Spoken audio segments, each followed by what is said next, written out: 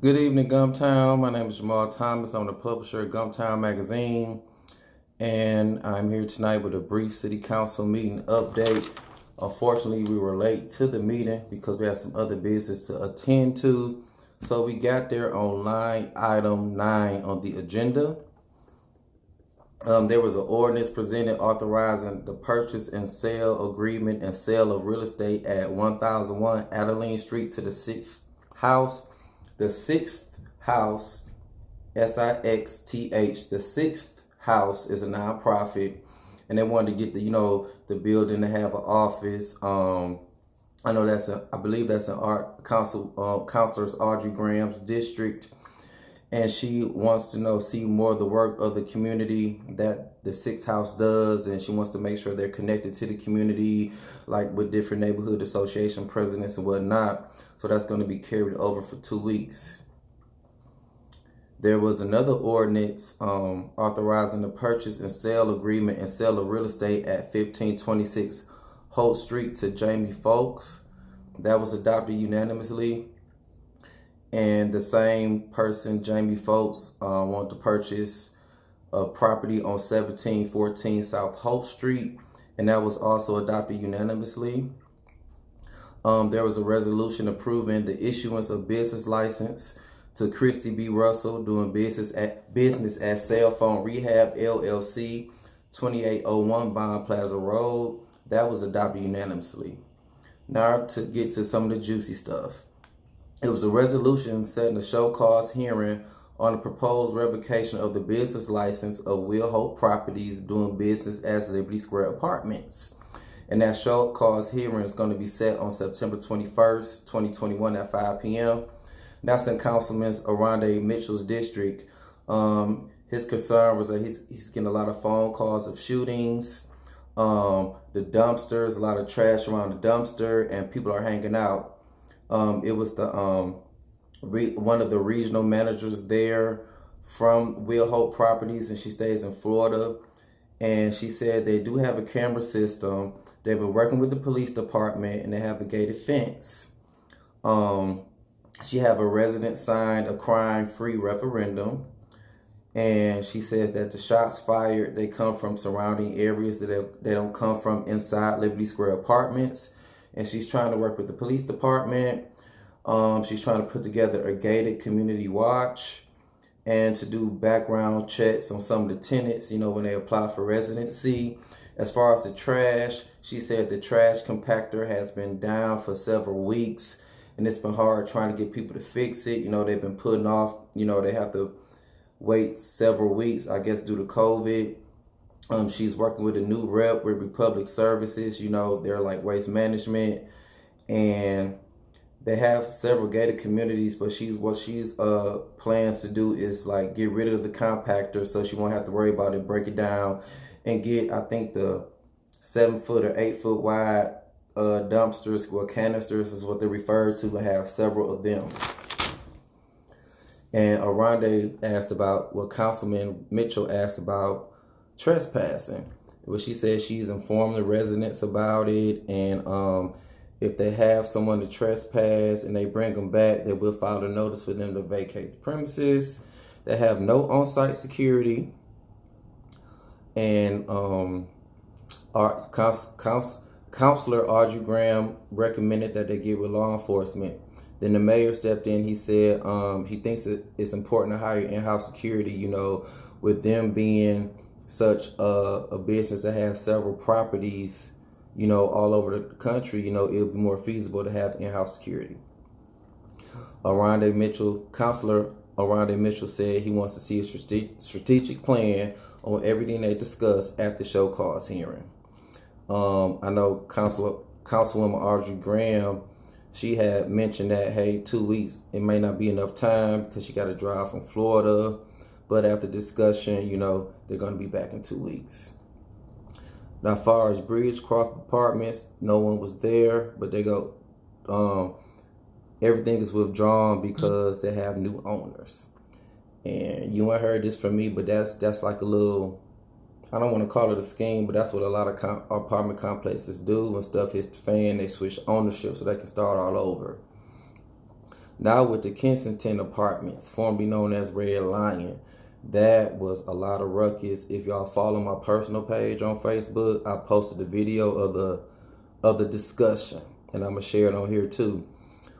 This is in Councilman C.C. Calhoun's district, and his main concern is like, why are y'all operating and without a business license? Y'all collecting rent from people, and y'all are operating without a business license. Why are y'all still operating? You know, when the gas stations and other stores and other businesses don't have a business license, y'all shut them down. But yet y'all are keeping this apartment complex open.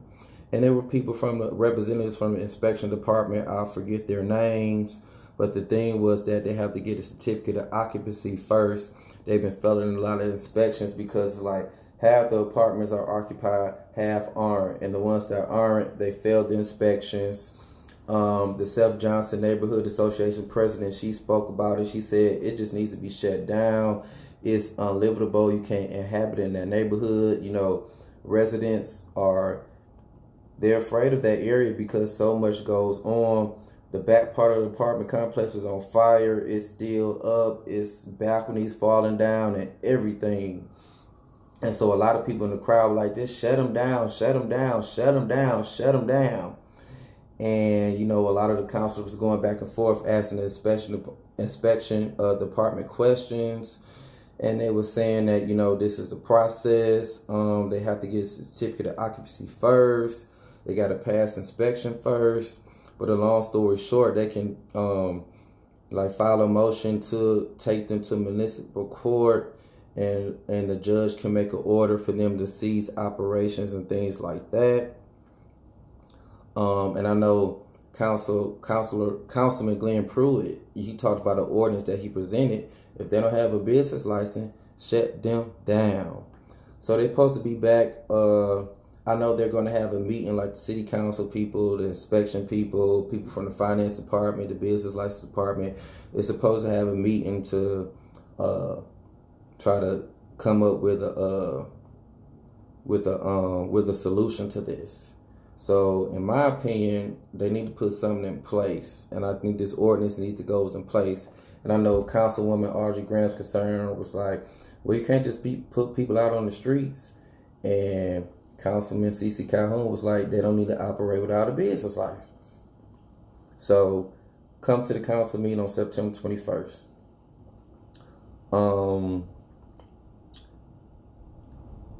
What's next? The show cause hearing to revoke the business license for the Eagle Landing. That's been adopted. So September 21st will be a show cause hearing for that. So if you want to come speak out, come speak out. Okay. As far as the narrow lane on Pace Car, it was a resolution authorizing the show cause hearing in 2 weeks on the 21st to see if their business license is going to be revoked. That's in Councilman Aranda Mitchell's district. He says they're allowing cars to congregate on Friday and Saturday nights. He even went on Saturday night to try to get gas. Couldn't even get no gas. They have trash. They don't get no security for real or whatnot. So they have to come back in 2 weeks with a plan. And the same thing with the road runner on Woodley Road. Security issues. People are hanging out. He needs to know the name of the security company and a plan for people hanging out at the gas station and at that car wash. Okay. A resolution denying or revoking the right to operate a business for failure to purchase a business license. The business is quarterly without question.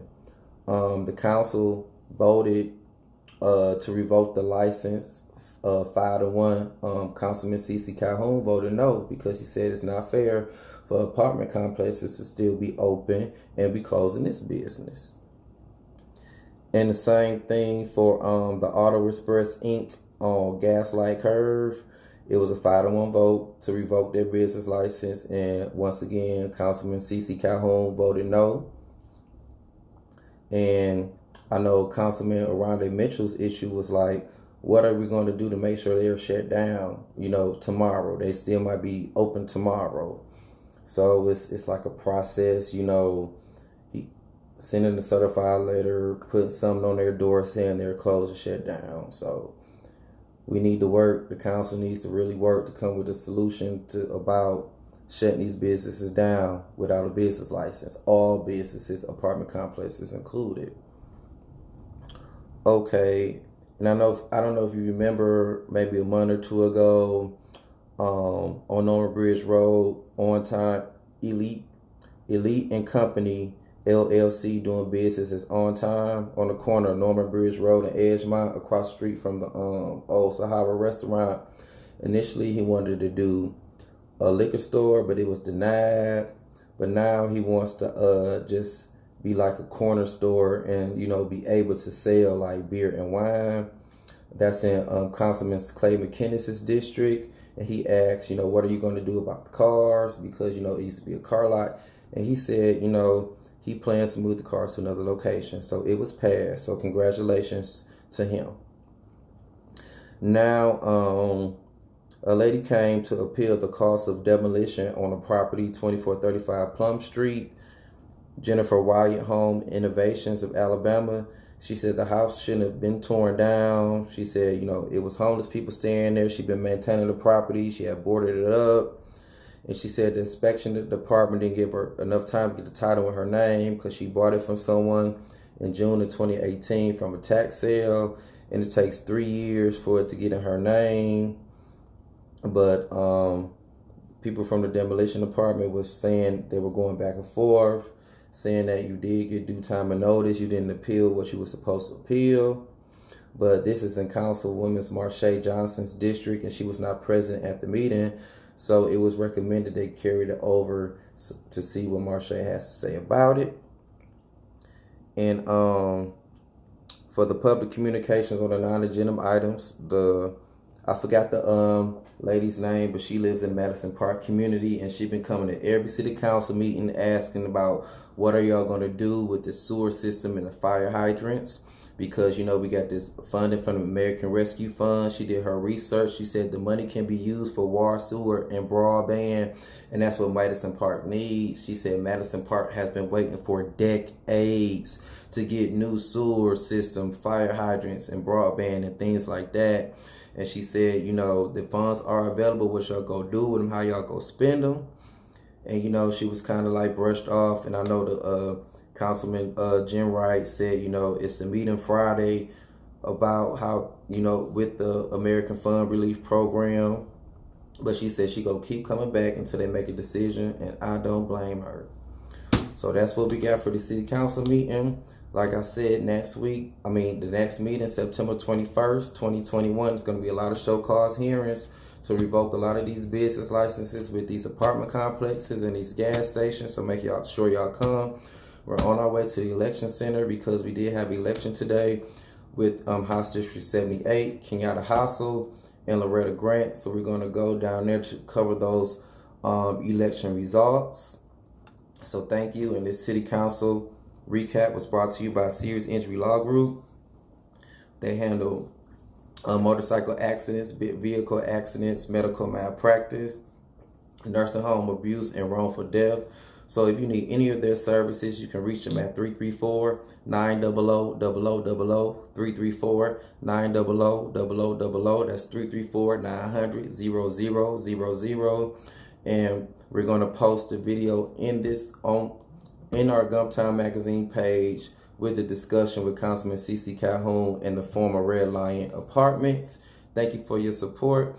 For more information about Gumptown Magazine, you can visit our website, www.gumptownmag.com.